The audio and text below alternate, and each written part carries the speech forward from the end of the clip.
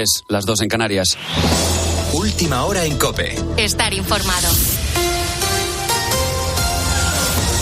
Este lunes los diputados empezarán a acercarse al Congreso para recoger las actas que les acreditan como tal. Es un requisito imprescindible para que arranque la legislatura, que ocurrirá el próximo 17 de agosto. Ese día se constituyen oficialmente las Cortes y se da paso a la 15ª legislatura de la democracia. Al día siguiente, el 18, se deberá ir a Zarzuela para informar al rey Felipe VI de la composición del Parlamento y a partir de ese momento el rey se reunirá con los portavoces de todos los grupos parlamentarios. Por lo pronto, Alberto Núñez Feijóo ha dicho que como representante del partido más votado se presentará a esa investidura. Mientras tanto, en el bloque liderado por Sánchez, la clave es Junts, el partido de Puigdemont. Si finalmente apoyan la investidura socialista, la situación provocará más prebendas a Cataluña y consolidará una España con ciudadanos de primera y de segunda. De momento no hay gobierno, aunque se puede intuir, y tampoco gobernabilidad, aunque esta se intuye bastante más difícil que la legislatura anterior. Todo depende, como te digo, del apoyo de Junts. Pero ¿qué va a hacer Puigdemont? Es la pregunta clave, aunque en realidad él mismo contestó a esta pregunta hace 2 semanas en una entrevista con el diario Ara. Pedro Sánchez no será presidente con los votos de Junts. No puede serlo. ¿Por qué? Por muchas razones, pero le diré una muy clara. Pedro Sánchez miente e incumple. Con la fuerza de ABC. COPE, estar informado. Veremos a ver en qué quedan esas conversaciones. De momento nos alejamos de la política para centrarnos en lo que afecta a tu bolsillo. Son días de mucho gasto, viajes, cenas, algún capricho de los que nos privamos el resto del año. De momento hoy vamos a conocer el dato de déficit en España y a ver cómo empezamos agosto en términos hipotecarios. Como te hemos contado en COPE, el Banco Central Europeo ha vuelto a subir los tipos de interés 1/4 de punto hasta el 4,25% y aunque parece que será la última subida, al menos de momento, la consecuencia directa que nos vamos a encontrar es que el Euribor cierre el mes en el 4,15% y eso, una vez más, va a encarecer las hipotecas variables. Pablo Fernández. 256 euros al mes, 372 euros más al año. Es lo que se va a encarecer una hipoteca variable de 150.000 euros a 25 años. Y es que el Euribor ha pasado del 0,99 de hace un año al 4,15% de media. El supervisor volverá a reunirse en septiembre, pero ¿hasta dónde puede llegar el encarecimiento de las hipotecas? Santiago Carbó es el director de estudios financieros de Funcas. Si se queda solo en esta subida, 4,2, 4,25, si hay una más, pues puede acercarse a otros 4,30, 4,40 y si hubiera pues otras 2 más, pues puede superar incluso 4,50, claro.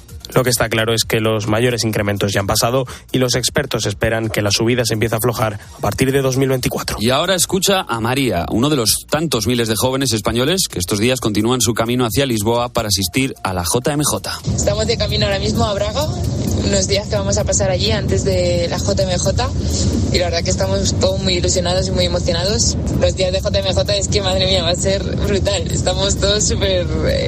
que no sabemos lo que nos espera, pero sí que sabemos que nos va a llenar el corazón de alegría y de esperanza para el resto de años. Mañana martes arranca en Lisboa la Jornada Mundial de la Juventud, unas jornadas que para muchos jóvenes, como por ejemplo Lola, van a ser las primeras de su vida. Ahora mismo estamos en Tui, en Pontevedra, Galicia. Llegamos justo ayer y estaremos unos días aquí disfrutando antes de ir a Lisboa, que es donde se celebra la Jornada Mundial de la Juventud como tal. Es la primera vez que vengo y sinceramente creo que está siendo una de las mejores experiencias de mi vida. La estoy disfrutando muchísimo y espero que me marque para toda la vida. Más allá de un encuentro de jóvenes cristianos, estas jornadas se alzan como una aventura cultural que muchos amigos van a disfrutar juntos durante varios días y, hombre, en la que se aprovecha también para conocer otras ciudades, como por ejemplo Dani, que ya está preparando todo. En unos días nos vamos ya hacia Lisboa, pero antes de llegar allí vamos a hacer una ruta con diferentes jóvenes de mi parroquia, en la que primero iremos a Salamanca, Ciudad Rodrigo, luego pasaremos por Aveiro, Coimbra y finalmente llegaremos para el encuentro con el Papa el sábado a Lisboa y estaremos allí hasta el lunes. Y antes de volver otra vez a casa pasaremos por Guadalupe, en Extremadura, así que nada, con muchas ganas de que se acerquen ya esos días. En total hay casi 500.000 de inscritos de más de 200 países y de ellos España es el país con más participantes. En el calendario que tenemos por delante te cuento que hoy lunes se celebra un concierto en Estoril para acoger a todos los españoles que lleguen. El martes dará comienzo oficialmente las Jornadas Mundiales de la Juventud con la ceremonia de bienvenida en el Palacio Nacional de Belém y con una misa en Cascais. El miércoles el Papa Francisco llegará a la celebración y todo ello te lo contaremos en COPE. Tienes más información en cope.es y ahora sigues en la noche de COPE con Adolfo Arjona. COPE, estar informado.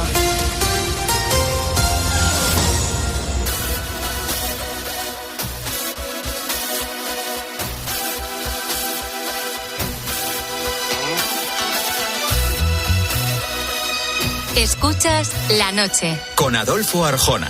COPE. Estar informado.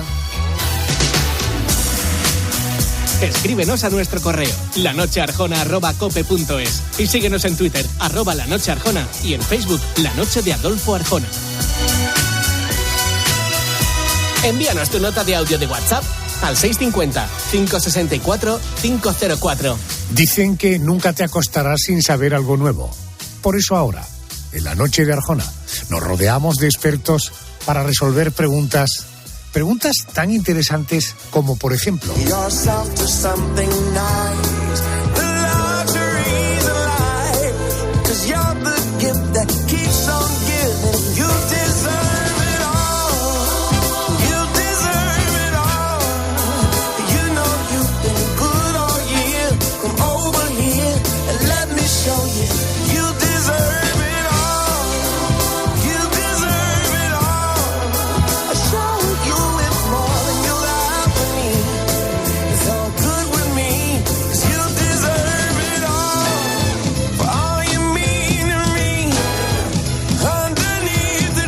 qué bueno es este tío, este John Legend. Suena... Oye, por cierto, hay animales que tú sabes y yo sé que destacan por su gran olfato. Los perros, sin ir más lejos, tienen tan desarrollado el sentido del olfato que pueden distinguir el olor de cada uno de los ingredientes, no sé, de un cocido. Sin embargo, cuando se meten en el agua, el instinto de supervivencia hace que los animales cierren sus orificios nasales para impedir la entrada del agua. Y eso no les permiten olfatear, como es evidente. Oiga, ¿hay animales que pueden olfatear debajo del agua? Vamos a preguntar a un especialista. José Tena es doctor en biología marina de la Universidad Católica de Valencia. Profesor Tena, muy buenas noches y bienvenido. Hola, buenas noches, Adolfo. Muy buenas noches. Oiga, lo natural es que las fosas nasales de los mamíferos se cierren, no sé, automáticamente bajo el agua. ¿Los animales pueden percibir olores de otra forma que no sea por la nariz?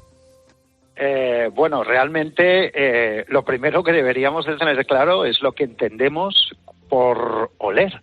Porque oler para nosotros, para los seres humanos, en el fondo es detectar unas moléculas volátiles que se encuentran en el aire. Y claro, yo creo que como hemos visto tantas películas de Disney, tantos dibujos animados, que estamos humanizando demasiado los animales, pues siempre tratamos de encontrar la comparación entre los seres humanos y los animales, ¿no? En este sentido, en el agua, el fluido que rodea a la mayor parte de organismos, pues es el agua, y por lo tanto los sistemas de captación de estas sustancias, ¿de acuerdo?, ya no son sustancias volátiles, en este caso serían sustancias disueltas en agua, que nosotros tenemos unos receptores químicos que las captamos, y luego, lógicamente, pues algún sistema de organización neuronal, en algunas ocasiones cerebros, para poder interpretar ese olor, ¿no? Entonces, en ese sentido, el olor podríamos decir que sí, que se puede percibir de una manera distinta a tener una nariz como tenemos nosotros. Entiendo, y además me alegra mucho esa afirmación que me hace como biólogo marino, la tontuna que tenemos de humanizar a los animales, que naturalmente no es compatible con cuidarles, en fin, como por otra parte merecen, ¿no? Oiga, ¿podemos por tanto afirmar que ningún mamífero puede olfatear bajo el agua, o podemos encontrar alguna excepción? Bueno, eso es una pregunta interesante, porque, bueno, bajo del agua no parece muy probable que con un sistema como tenemos nosotros en nuestras narices se pueda olfatear bajo del agua. En este caso, los mamíferos, por ejemplo, los cetáceos, pues no está claro que sean capaces de detectar olores bajo del agua. Sin embargo, hemos de tener en cuenta que los mamíferos marinos provienen de mamíferos terrestres y que siguen teniendo muchos vestigios de ancestros que tenían olfato, ¿no? Entonces, sí que es cierto que las ballenas con barbas, ¿vale? Probablemente cuando salen a la superficie, los cornetes nasales que tienen les permitan percibir pues algunas sustancias que puedan tener las presas, como el krill o algunas hormonas de las parejas que puedan estar en celo, ¿no? Realmente vuelvo un poco a lo que te he comentado en más de una ocasión, ¿no? Necesitamos un poco más de financiación en la investigación marina, pues para poder saber más estas cositas, ¿no? Desde luego los odontocetos, los que tienen dientes, como los delfines o las orcas o los cachalotes, han perdido toda posibilidad de olfatear, puesto que la ecolocalización es el mejor sistema para ellos para detectar presas. Entiendo. El profesor Tena, Pedro González, te escucha si tienes narices de hacerle una pregunta. Nunca mejor dicho con un tema como este. Profesor, ¿es cierto que las anguilas, siendo acuáticas, tienen mejor olfato incluso que los perros? Bueno, sí, partiendo un poquito lo que he dicho al principio, el concepto olfato, pues hemos de tener en cuenta que las anguilas y muchísimos peces, sobre todo de hábitos cazadores nocturnos, como pueda ser la morena, pues la evolución ha hecho que el olfato quizá no sea el sentido más importante para nosotros en la Tierra, pero sí para ellos, donde la luz es un problema. Entonces, en condiciones de baja luminosidad, el olfato, en el caso de los peces, pues se puede convertir en uno de los más prácticos sentidos para capturar presas y encontrar parejas, ¿no? De hecho, las narinas, que es como se denomina esas podríamos decir narices que tienen los peces, las suelen tener situadas o en la parte frontal o en el caso de los tiburones más próximos a la boca, y sin duda es un sentido muy, muy desarrollado por su utilidad en el medio marino. Y ya que ha mencionado usted los peces, ¿podemos decir que los peces pueden oler bajo el agua o al respirar por branquias esto no es posible?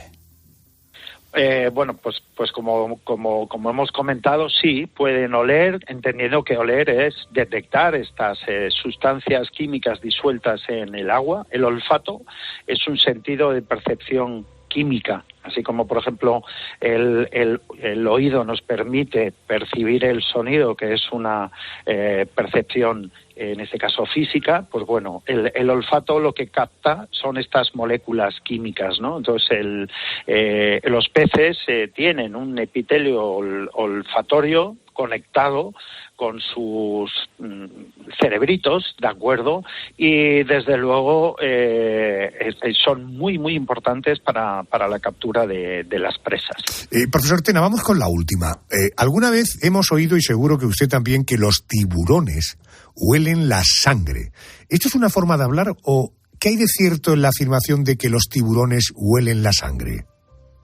Bueno, desde luego cuando hablamos de tiburones, estamos hablando de alrededor de 360 especies de tiburones que hay en el planeta Tierra, ¿no? Entonces, bueno, hay unos que olerán mejor, otros que olerán peor, ¿no? En cualquier caso, sí que es cierto que pueden sentirse atraídos por sustancias químicas disueltas en el agua, y bueno, pues si la sangre está presente, pues desde luego sí que hay experimentos donde se ha podido comprobar que efectivamente hasta 1 milla de distancia, pues algunas especies de tiburones pueden detectar la presencia de gotas de sangre. No de sangre humana, que nunca la reconocen como alimento, y bueno, desde luego yo creo que las películas sí que magnifican mucho esta capacidad o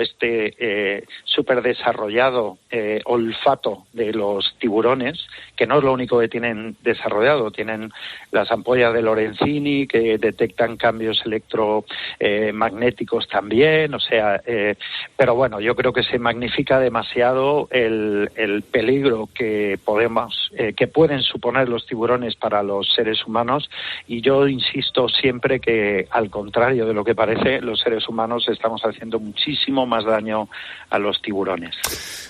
Profesor Tena, gracias por atenderme a estas horas, ha sido muy amable, gracias y buenas noches. Nada, a vosotros. Buenas noches, Adolfo.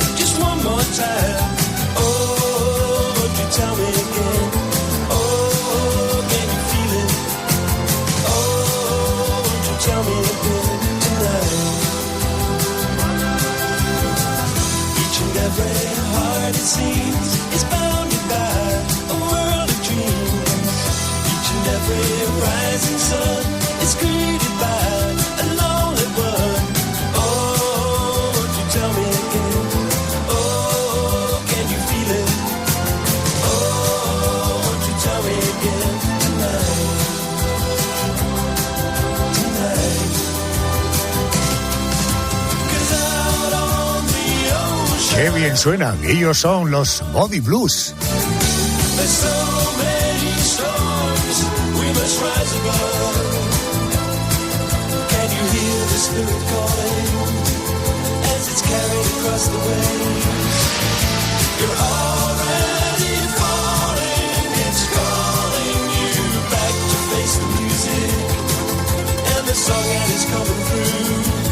Dicen de ellos que son auténticos depredadores, que un ejemplar adulto puede pesar en torno a 3 kilos y que pueden girar la cabeza 270 grados, que se alimentan de carne, pero también de vegetales, de fruta, incluso de pescado, que su pico es muy potente y que a lo largo de su vida solo tienen una pareja.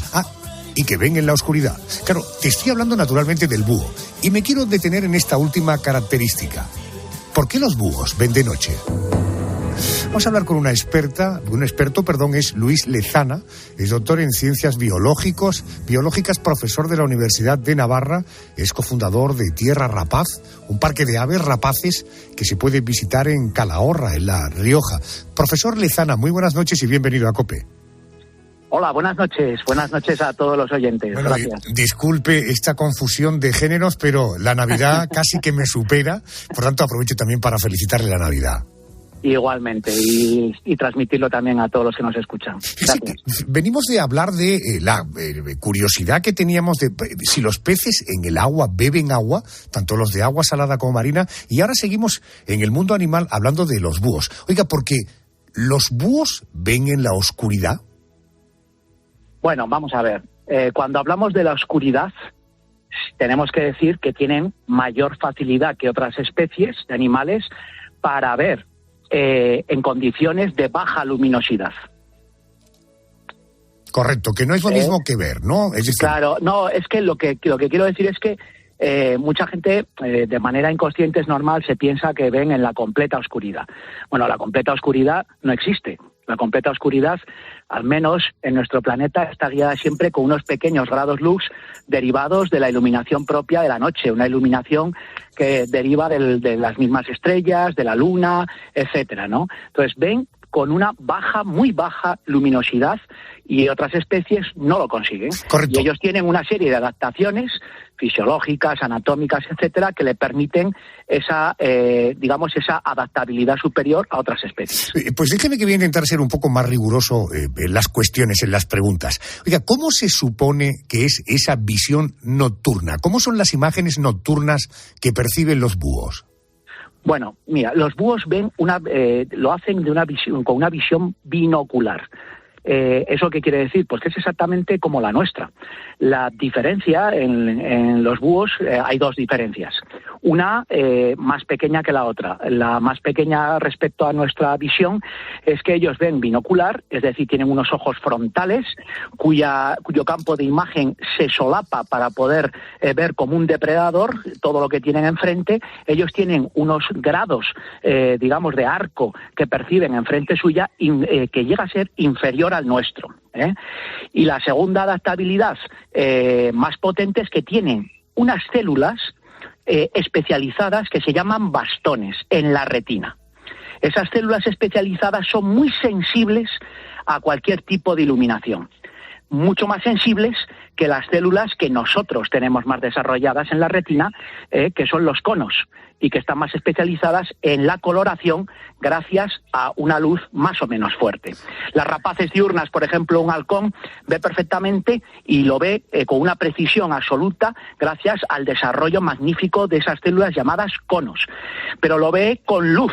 En cuanto le quitas la luz, el halcón se queda absolutamente, por decirlo de una manera llana, cegato, ¿no? No ve absolutamente nada. Sin embargo, un búho lo que es lo contrario. Ellos tienen muy pocos conos en la retina y muchísimos más bastones, que son células mucho más sensibles a la luminosidad. Por eso pues, son capaces de captar imágenes en la noche mucho mejor que cualquier otra especie. Vale, apelando a su capacidad de síntesis y sobre todo a su capacidad pedagógica y didáctica, es decir, que le podamos entender, permítame dos preguntas un poco de tercer grado.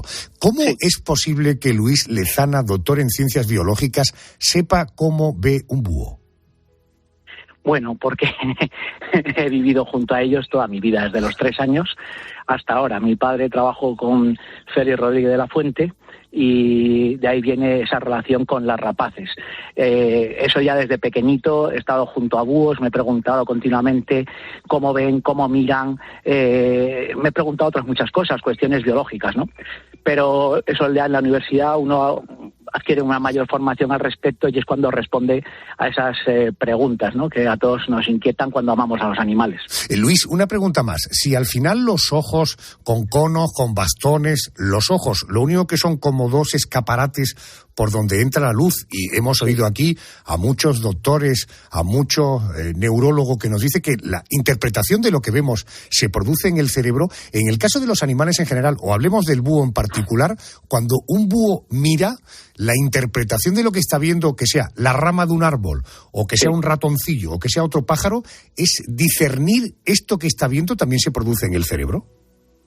Se produce en el cerebro, sí. Es una pregunta súper interesante que me cuesta mucho explicar. Mira, acabamos de publicar un artículo en una de las mejores revistas científicas del mundo en comportamiento animal, y es sobre búhos, en concreto sobre lechuzas. Descubrimos algo apasionante, lo hemos hecho con la Universidad de Navarra y la Universidad de Londres, y el descubrimiento es algo impresionante. Entre los días 14 y 17 de la vida de la lechuza común, de nuestras lechuzas que vemos continuamente, las lechuzas ibéricas, se produce la impronta filial, es decir, la lechuza aprende quién es su mamá, quién es su papá, y lo que no ve durante esos 3 días de su desarrollo, aquello que no ve, tiene que huir de ello toda su vida. Esto es algo apasionante, lo digo porque durante el día 12 y 13 de su desarrollo, las lechuzas comienzan a mirar, que no es lo mismo para mí que ver. No sé si me explico. Claramente. Es decir, una cosa es que el sistema ya nervioso del nervio óptico y los nervios del ojo, digamos que ya sean capaces de ser sensibles a los objetos del entorno, ya lo son, pero otra cosa es, como has dicho tú, conseguir alcanzar cerebralmente el concepto de lo que se ve. Y eso lo consiguen a partir del día 14 y 15, hasta el día 17. Y es en ese momento en donde lo primero que ven de verdad a nivel cerebral, o sea, que ya asimilan como imagen, que reconocen, vamos a hablar de reconocimiento de lo que se ve, en ese momento es donde se improntan con sus papás y lo reconocerán toda su vida. Qué bueno, qué fuerte. Desde luego, quien no esté enamorado de la naturaleza, y cuando digo naturaleza hablo de flora y de fauna, yo no lo entiendo. Entiendo que no seas un apasionado, pero que no seas un enamorado. En fin, si hay alguien que está enamorado, en este caso enamorada de la naturaleza, es mi compañera Carmen Cerván, que seguro que tienes alguna curiosidad que resolver con el profesor Lezana. Sí, yo le quería preguntar al profesor, porque preparando esto y vamos a hablar de búhos, ¿no? Pues yo he estado leyendo y he leído que hay unas 250 especies de búhos y de lechuzas. Sí, claro, como vamos a hablar de la visión, ¿hay alguna especie que tenga mejor visión que las demás? Mira, las especies que mejor visión tienen, porque se adaptan a una mayor cantidad de situaciones posibles, son mucho más adaptables que las otras, son las especies clásicas de búhos reales, que suelen tener todas ellas ojos con el iris anaranjado. En cetrería les llaman los todoterreno, y les llaman los todoterreno porque son capaces de cazar de día y de noche. y tienen una capacidad visual extraordinaria y perfectamente adaptada. Más que otras especies que son más especialistas y que o bien cazan mejor o ven mejor en ambientes totalmente de baja luminosidad, muy oscuros, y otras todo lo contrario. Cuidado, porque decir que los búhos son nocturnos y generalizar es un error tremendo. Hay muchos búhos diurnos y son aquellos normalmente que tienen el iris amarillo. En el color del iris me quiero detener, profesor. ¿El color de los ojos depende de la hora a la que ese búho suele cazar? Absolutamente. Los búhos con ojos amarillos que reflejan una gran cantidad de luz gracias a ese iris que no deja pasar toda la luz que puede asimilar el órgano óptico. Evidentemente son especies que pueden formar imágenes con luz y que cazan de día. Pero imagínate un búho con ojos negros, completamente negros, que los hay, o búhos con ojos marrones muy oscuros. Durante el día absorben tal cantidad de iluminación, ya que el negro es el color que más absorbe la luz, que sería flasheante, no pueden ver prácticamente, y por lo tanto tienen que restringirse a ambientes nocturnos. Y los búhos con ojos anaranjados o rojizos, esos ya son capaces de combinar ambientes más oscuros y más diurnos también, por lo que te decía antes que en cetrería les llaman los todoterreno, ¿no? Porque pueden salir a cazar con ellos tanto de día como de noche. Luis, el búho no mueve los ojos, pero tiene una enorme capacidad para mover el cuello. ¿Esto es así? Es así, completamente cierto. El búho tiene los ojos asentados sobre una especie de huesecillos, esclerótica, en donde están como encajados, vamos a decirlo así, y efectivamente no los mueve. Por ese motivo, el búho también necesita de un giro de cuello extraordinario para poder ver lo que ocurre a su alrededor, puesto que no tiene la capacidad de girar ese glóbulo óptico. Don Luis, gracias, ha sido muy amable. Gracias. Muchas gracias a ustedes. Gracias. I'm invisible, I feel like a ghost. All my friends keep on telling me that this feeling won't last. I can't get no relief, I'm so tired of myself, I swear I'm dead in the eyes. I have nothing to feel no more, I can't even cry. La ola más alta jamás registrada golpeó Alaska en 1958. Superaba los 500 metros. Fíjate, para que te hagas una idea, lo que supuso esta ola en 1958. Las Torres Gemelas medían 541 metros de altura. Pero bueno, este tipo de fenómenos naturales no ocurre solo en países lejanos. Año 1755. Año 1755. Un terremoto sacude a la ciudad de Lisboa y causó maremotos en las provincias de Huelva y de Cádiz, que dejaron más de 2.000 muertos. Hoy nos preguntamos, ¿qué pasaría si se produjera un gran tsunami en el Mediterráneo? El director de la Red Sísmica de la Comunidad Valenciana es José Delgado. Señor Delgado, buenas noches y bienvenido a COPE. Hola, muy buenas noches, Adolfo. Buenas noches, señor. Oiga, tengo la impresión de que los grandes tsunamis ocurren sobre todo en océanos, no sé, como el Índico. Me viene a la cabeza el tsunami del año 2004, dejó más de 200.000 muertos. Oiga, ¿es más probable que un fenómeno como este se produzca en un océano que en un mar? No.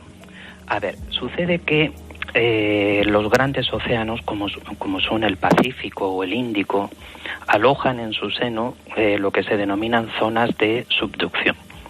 En estas zonas se están produciendo una deformación muy importante de la superficie del planeta, incluso se están destruyendo placas. Como consecuencia de ese proceso se generan terremotos de gran tamaño, de magnitud muy elevada, y esos terremotos debemos pensar que en el fondo se generan porque se rompe la roca. Y al romperse se libera energía, que es el terremoto que percibimos. Pero al romperse la roca se mueven los bloques y empujan el mar. Por eso producen las olas de los tsunamis o maremotos. Entonces, en el Pacífico y en el Índico son, digamos, fenómenos relativamente frecuentes precisamente porque tienen mucha superficie afectada por subducción. En otros mares, pues a lo mejor ese porcentaje de superficie no es tan elevado y por eso da la sensación de que no ocurre. Quiero aprovechar para recordar que la diferencia entre un océano y mar, siendo dos láminas de agua saladas, idénticas, la diferencia es que el océano suele tener mayor extensión y mayor profundidad. Oiga, ¿qué tendría que ocurrir para que hubiera un tsunami en el mar Mediterráneo? Pues lo primero, tenemos que pensar que un tsunami se puede producir por múltiples causas. La más conocida y además la más frecuente es un terremoto de gran tamaño que, como decía antes, mueve el fondo marino y ese fondo marino es el que empuja el agua y desencadena el tsunami. Pero tenemos que pensar que eso sucede exactamente igual si, por ejemplo, colapsa una parte de la costa. Un deslizamiento de un volumen significativo, cuando colapsa, se impacta contra el mar, genera una ola que es también otro tsunami. También puede producirse por volcanes. Una erupción volcánica que sea violenta, que produzca explosiones, puede provocar el colapso de parte del edificio volcánico y eso da lugar también a otro tsunami. La caída de un meteorito, por ejemplo, también podría provocar otro tsunami. Entonces, en el Mediterráneo, cualquier fenómeno como los que he comentado antes, siempre que sea suficientemente energético, podría desencadenar un tsunami. Señor Delgado, casi todas las semanas, Yolanda, mi compañera Yolanda Guirado, nos plantea casos que son prácticamente imposibles que sucedan. De ahí que ella titule su colaboración en esta parte del programa con ¿qué pasaría si? ¿No? Bueno, esta noche no. Digo esto porque en el año 2022 digo que esta noche no, que no es un caso imposible de que pueda suceder. Decía que en el año 2022 la UNESCO dijo que las posibilidades de que en los próximos 30 años, 2022, es decir, hasta 2052, las costas del Mediterráneo podrían sufrir un tsunami casi del 100% de las posibilidades. Oiga, ¿usted está de acuerdo con esta afirmación? A ver, sí, pero tendríamos que añadir con matices. A ver, como decía antes, si asociamos los tsunamis a terremotos, pues obviamente en el Mediterráneo hay zonas en donde se están produciendo terremotos de un tamaño tal que puede generar tsunamis. Pero, a ver, en esos 30 años que se produzca un terremoto que dé lugar a un tsunami, seguro. Ahora, lo que nos estamos preguntando es, ¿ese tsunami tiene que ser catastrófico o no? Porque pensemos, por ejemplo, hace 20 años hubo una serie de terremotos importantes en el norte de Argelia que causaron tsunamis. Pero lo registramos aquí en la península pues como un mar un poquito que se elevaba un poco más de lo normal, centímetros. Esto lo detectaron, por ejemplo, en puertos de Baleares. Entonces, eso sucedió hace 20 años. Se puede repetir perfectamente dentro de 5, de 10 o de 20 años. Otra cosa es si lo que nos estamos preguntando es si va a ser un tsunami catastrófico. Eso ya habría... ahí ya tengo mis dudas. Bueno, yo de todas maneras, como vivo a orillas del Mediterráneo, tengo ya perfectamente definida la ruta cuesta arriba que tengo que coger en caso de que escuche las alarmas. Yolanda, en tu caso tú vives en Sevilla, desde luego no te preocupa que haya un tsunami en el Mediterráneo. En cuanto sevillana y ciudadana de Sevilla, aunque estoy seguro que por solidaridad con todos los que estamos cerca del Mediterráneo, estarías muy preocupada si ocurre.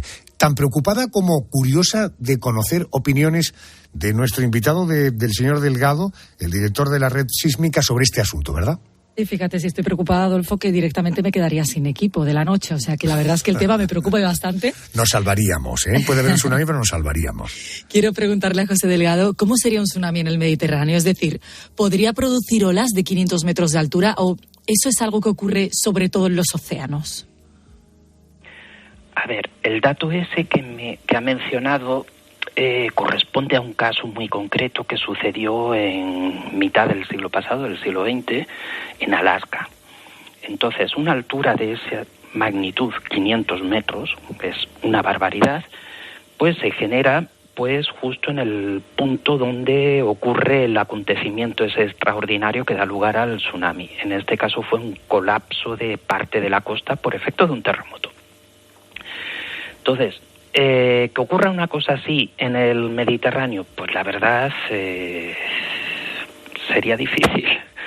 Podría suceder si tuviéramos pues algún acontecimiento ya extraordinario fuera de lo que es la normalidad, lo que viene, digamos, siendo el registro histórico y demás.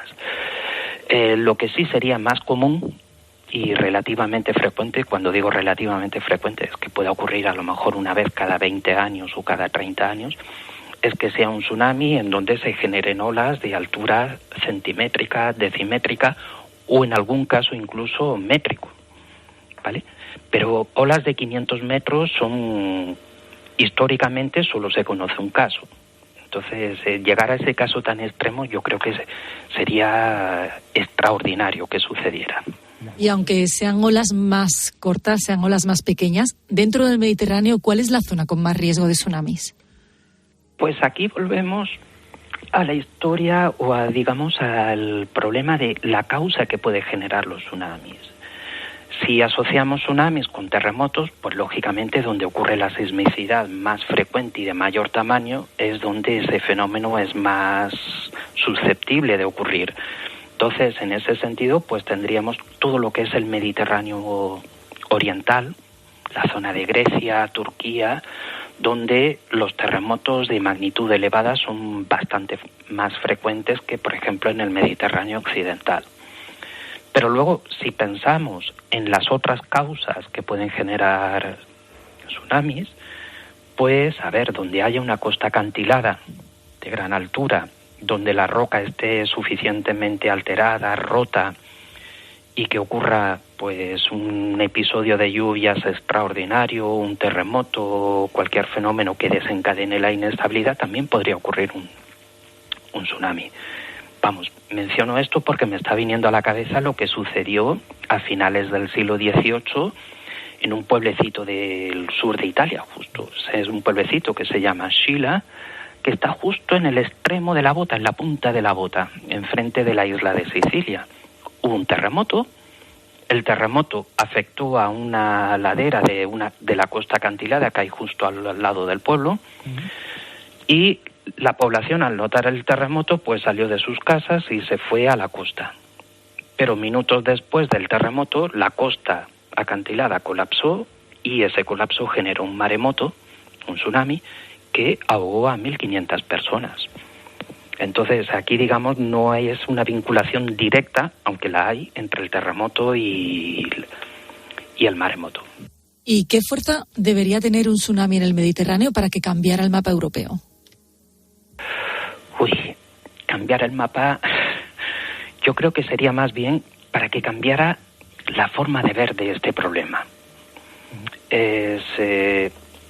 Yo creo que, a ver, en todos los países todos sabemos que suceden fenómenos extraordinarios, fenómenos adversos, y lo asumimos, y no somos conscientes de que eso en algún momento dado puede golpear a nuestra sociedad. Entonces, recordemos que aquí en España convivimos con una sismicidad que históricamente ha existido, que todos sabemos que está ahí, pero hasta que no ocurrió el terremoto de Lorca, por ejemplo, en 2011, pues como que era algo más ajeno a nosotros. Lo dice el director de la Red Sísmica de la Comunidad de Valencia, el profesor José Delgado. Señor Delgado, gracias, ha sido un auténtico placer. Adolfo, ha sido un placer estar con vosotros. Buenas noches. Él vino en un barco de nombre extranjero, lo encontré en el puerto un anochecer, cuando el blanco faro sobre los veleros su beso de plata dejaba caer. Esta canción y este sonido, ya sabes, que nos retrotrae a tiempo atrás. Cada semana pegamos un repaso. Artistas, grandes artistas que han condicionado en gran medida la cultura popular de nuestro país. Hoy te quiero trasladar hasta diciembre de 1906, pero perdona, escucha qué bonito, escucha. Oh, verde, verde como la albahaca. Te decía que te trasladaba hasta diciembre de 1906, porque en esa fecha nace una mujer que estaba llamada a ser la figura más relevante de la copla en nuestro país. Ojo, porque no era andaluza, pero interpretó la canción española con un estilo tan depurado y con tal perfección vocal que sin duda se convirtió en la mejor y así sigue siendo considerada. Te hablo de doña Concha Piquer.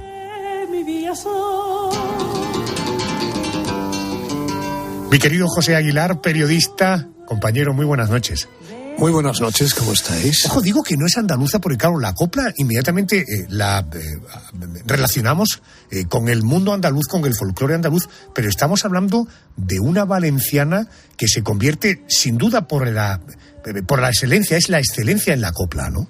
Sí, totalmente, pero yo creo que además en el caso de Concha Piquer tenía una gran facilidad para cantar todo el folclore español, ¿no? Porque eso se vio en sus películas cuando, bueno, pues cantaba otro tipo de canciones y lo hacía fenomenalmente bien. Pero en el caso de la copla, evidentemente, pues reinó y ha sido un punto de referencia para todas las generaciones que han venido después, ¿no? De hecho, nadie le quita ese Doña Concha porque está reinando y sigue reinando. Y mira que han pasado décadas desde que se retiró y desde que ha desaparecido, claro.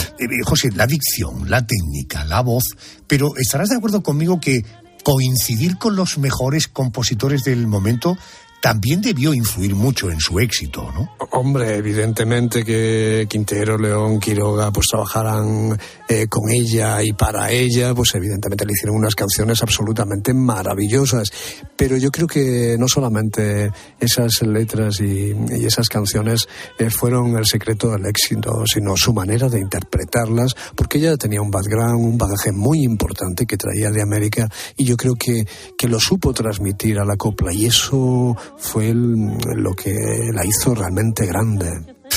Ya me contabas la semana pasada y la anterior, hablamos de Lola Flores, de Imperio Argentina, hoy hablamos de doña Concha Piquer. Todas empiezan muy jovencitas, ella lo hace con 11 años, pero ojo, no digo con 11 años, tiempo después, fue pionera en triunfar en Estados Unidos, estuvo cantando en Broadway, sí, en Broadway. Durante más de 5 años estuvo poniendo el cartel de No hay billete. ¿Cómo surge aquella oportunidad y qué supuso para ella la aventura americana? Bueno, pues la verdad es que el maestro Penella se la llevó porque tenía allí, una obra para estrenar, el Gato Montés, y se la llevó a ella, y ella triunfó con un pequeño número que se llamaba El Florero, y fue tal el impacto de Concha con apenas 14 años en Broadway que realmente le hicieron un contrato importantísimo para 5 años y no paró de triunfar. Aprendió enseguida inglés, hizo unos trabajos absolutamente extraordinarios y aprendió mucho porque Concha era una esponja a nivel artístico y imagínate de lo que estaba rodeada en ese momento. Entonces eso la marcó profundamente y para siempre. Fíjate que estás hablando de que ella es una esponja que está en el mercado americano. Supongo que allí aprende el valor de la competencia, el sacrificio, el riesgo, la excelencia.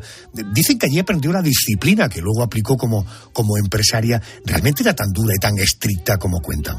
Bueno, pues yo creo que sí, porque incluso yo ya no la pude conocer porque yo era un adolescente cuando falleció, pero he conocido mucho a Concha Márquez Piquer y ella me lo decía siempre que su madre era, muy estricta porque era muy perfeccionista y quería que sus espectáculos fueran perfectos y traía a todo el mundo, mártir en el sentido de que vigilaba absolutamente todo y sí era verdad porque ella aspiraba a la perfección y eso en el mundo del espectáculo es muy difícil y tiene que ser muy riguroso y parece que así era.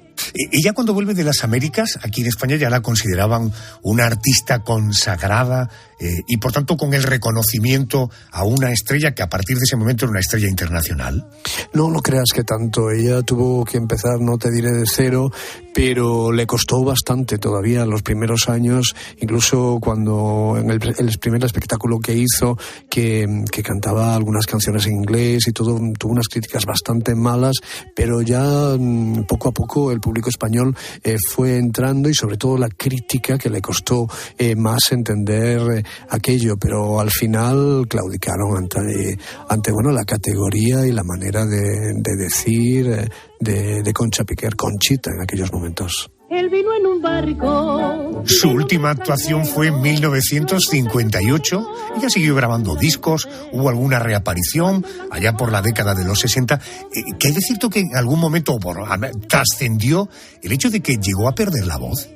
No, exactamente perder la voz no. Lo que tuvo fue en una actuación en Isla Cristina, ella se sintió que no estaba cómoda con su voz, que no era la misma, pero simplemente porque había pasado una gira larguísima y su voz se resintió un poquito, pero ella dijo que con la voz así, que ella no quería cantar, que ella tenía un nivel y que no iba a bajar de ahí. Fíjate si otras estrellas y artistas pues han trabajado hasta el último momento, y ella podría haberlo hecho, pero ella era tan perfeccionista que dijo hasta aquí, y prácticamente hasta allí fue su recorrido.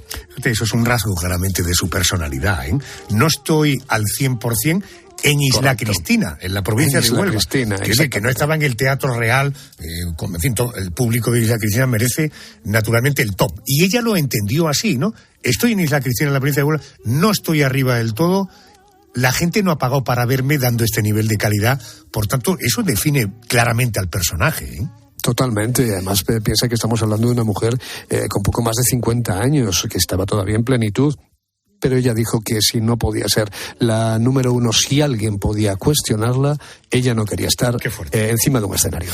Oye, ¿sabes a qué se debe aquello de viajan más que el baúl de la Piquer? Hombre, claro, por supuesto. Imagínate con las giras que hacía Concha Piquer por América, que a veces estaba 3 años sin regresar a España, haciendo todo el continente americano sin descanso, y con unas giras larguísimas y con tantos y tantos baúles con su nombre, que viajaban desesperadamente en aviones y barcos de un país a otro. Qué bueno. Doña Concha Piquer. Ella fallece en diciembre del año 1990. Hay centenares de anécdotas, de historias que puedes encontrar de ella y de las grandes divas del folclore de nuestro país en un libro. Azúcar, canela y clavo, mis divas folclóricas. Lo firma José Aguilar. Ya tenemos nuestra entrada para entrar en el maravilloso mundo de Hollywood.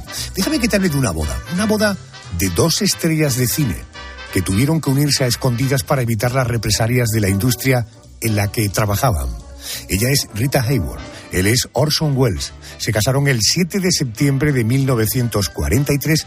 Ojo que lo hicieron por sorpresa y de un modo casi clandestino. Su relación, llena de amor, de rupturas, de abusos, de poder, de proyectos inacabados y de enormes enfermedades. Estar casada con un periodista es peor que con un marido. ¿Le has contado por qué estoy aquí? Agárrese al sombrero, señor Farrell.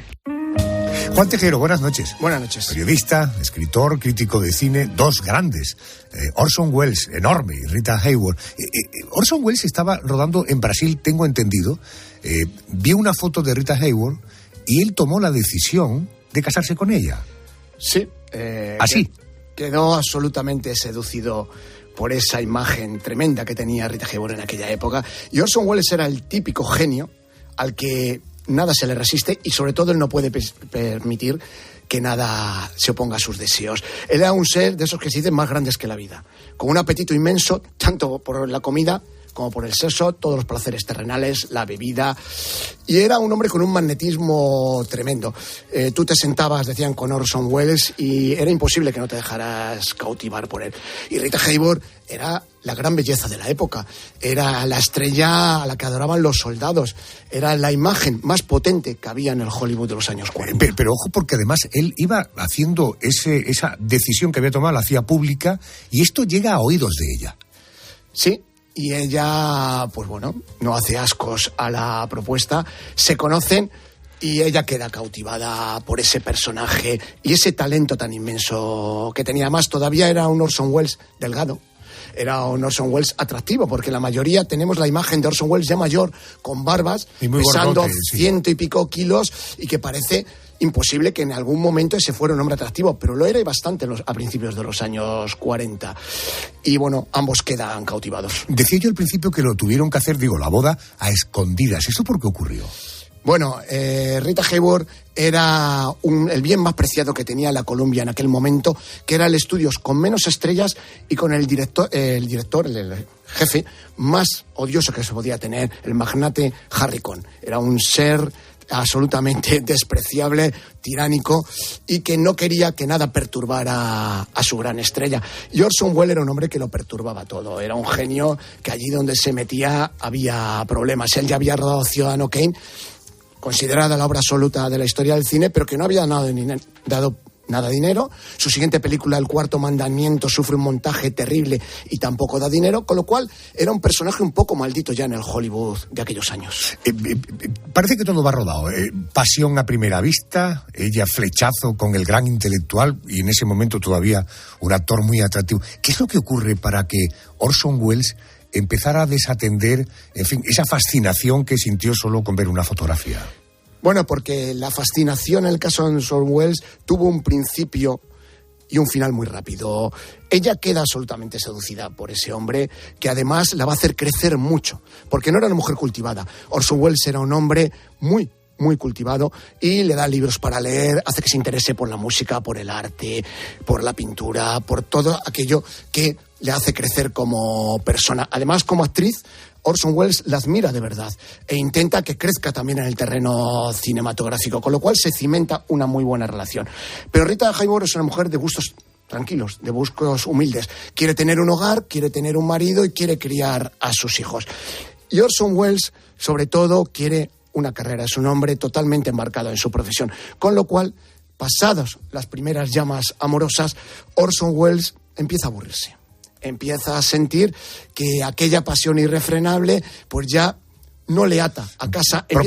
Propio de un tipo un poco caprichoso, ¿no? Totalmente. Era un hombre, como todos los genios, las pasiones le duran poco. Él enseguida está embarcado. Él realmente fue un hombre que solo tuvo un amor, que fue la carrera, la profesión. Él siempre está intentando levantar proyectos, a cual más ruinoso.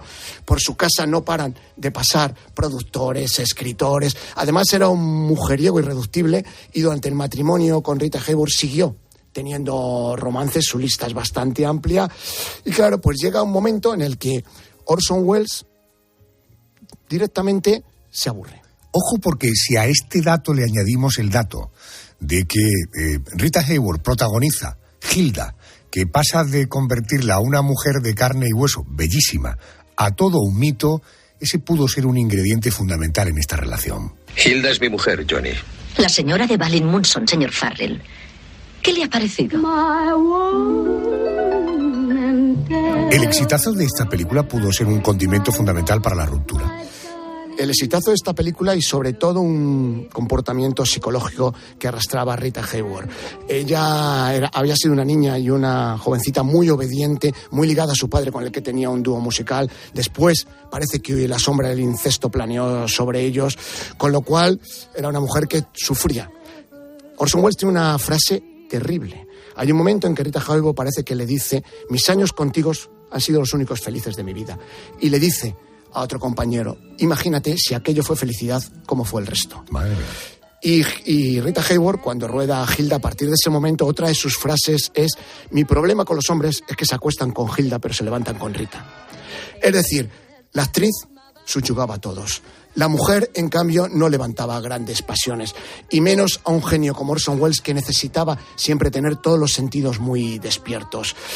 Ellos se separan y se vuelven a relacionar durante varias ocasiones, ¿no? No fue una ruptura definitiva, ¿no? No, porque siguen teniendo una gran amistad, un gran cariño y siguen enamorados. Es decir, hay un momento en el que Orson Welles le pide volver, ella lo acepta, es en el año 46.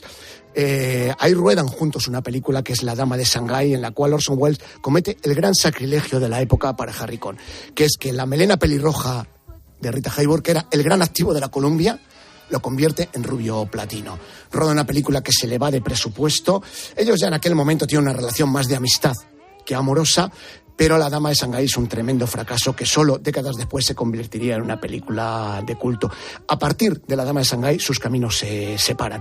Se siguen profesando cariño, pero ya cada uno toma un rumbo distinto, sobre todo porque Orson Welles, totalmente desengañado con Hollywood, pone rumbo a Europa y ya pocas veces regresaría al reino de Hollywood. ¿Qué hay de cierto en aquello de que tiempo después del divorcio se reencuentran y Rita llegó a pedirle a Orson que se casara con ella?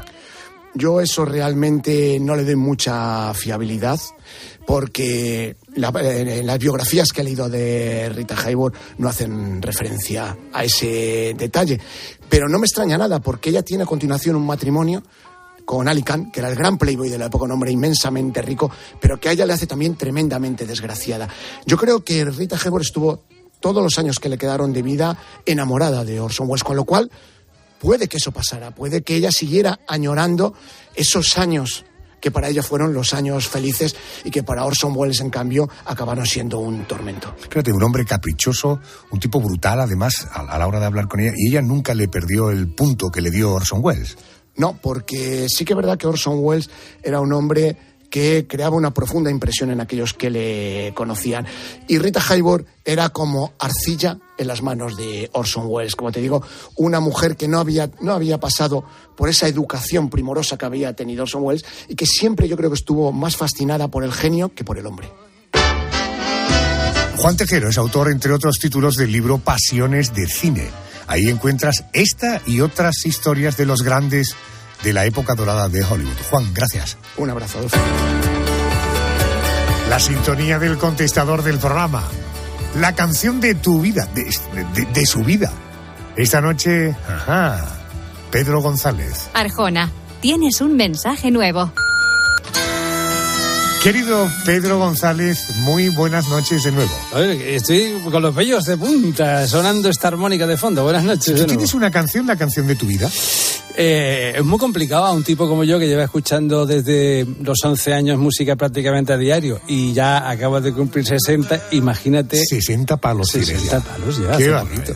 Así que imagínate, de todo lo que he escuchado a lo largo de mi vida, elegir solo una canción. Así que yo me he decidido por elegir un artista, si te parece. Este señor que está sonando, Bruce Springsteen, la primera vez que yo lo escuché no me hizo mucho tiling hasta que llegó el momento en que dije, ahí va, a este tío hay que seguirlo. ¿Y cuándo fue? 1980, saca un doble álbum. Dentro de ese álbum, este tema que daba título genérico al mismo y que se llamaba The River. Hace 43 años. Correcto. Pues a partir de entonces, yo creo que es el artista que más veces he visto en directo por cualquier rincón de España y lo llevo siguiendo toda la vida prácticamente. No sé si la canción de su vida, el artista de su vida, sin duda. Con él te decimos hasta la semana que viene. Gracias, Pedro. Adiós. And into the river we dive. Oh, down to the river we ride. Then I got married, pregnant, and man, that was all she wrote. And for my 19th birthday, I got a union card and a wedding coat. We went down and the judge put it all to rest. No wedding day smiles, no walk down the aisle, no flowers, no wedding dress. That night we went down to the river, then into the river we dive. Oh, down to the river we did ride. Yeah.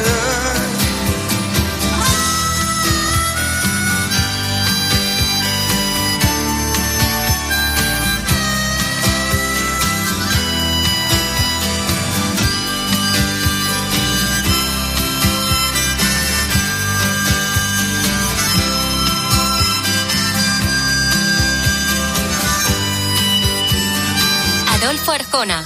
La noche. COPE. estar informado.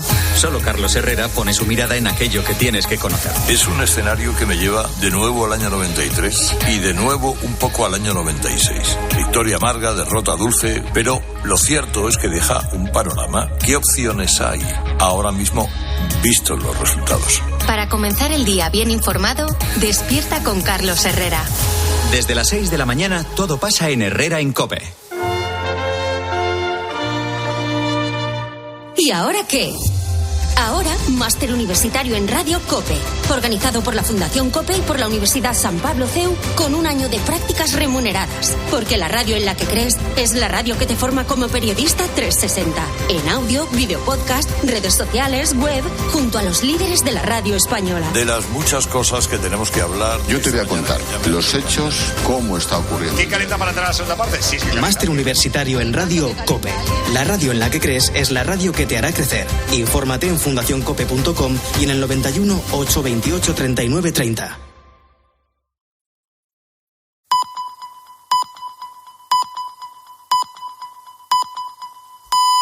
Llegamos a las 4.